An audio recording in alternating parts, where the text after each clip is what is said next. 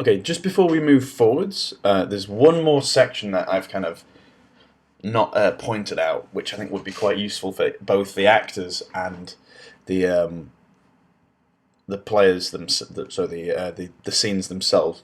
If you look up top here, you can see that these categories here. If I go on each, you can see that it brings me to a different tab.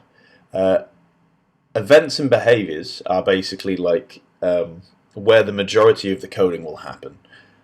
Behaviors is if you want to bring in your own, behaviors that you've downloaded from the web, or if you're wanting to use Stencyl's pre-used one just to kind of get an idea of how something works, this is how you would access that.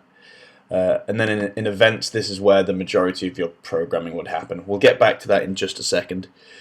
You also have physics. For things like gravity, that's usually kind of a bit of a, this has built-in kind of basic physics, which is kind of handy. So you can set horizontal gravity, so your characters would fall left or right or up and down. For your atlases, if you were trying to optimize it for something like a phone, this allows you to store all your graphics in an atlas, which means you can kind of load stuff in and out when you need it, really. So you're not loading the entire of your game at once, which can degrade performance. And then you've got properties, which is something we covered before. And then for actors, if I just go into the spaceship as an example, you've got your behaviors again, you've got your events again. We've covered collision.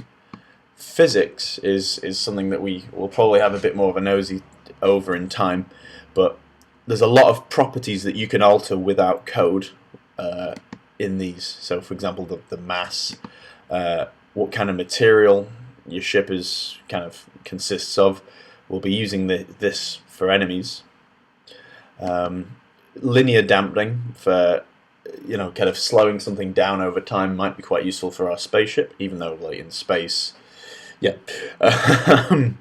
We'll get into that.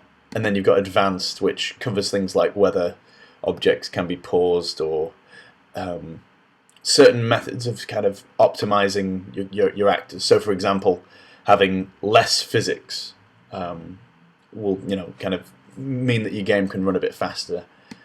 If you don't need it, you might as well disable it. So yeah, let's get started with a little bit of programming, and then an introduction to the event manager.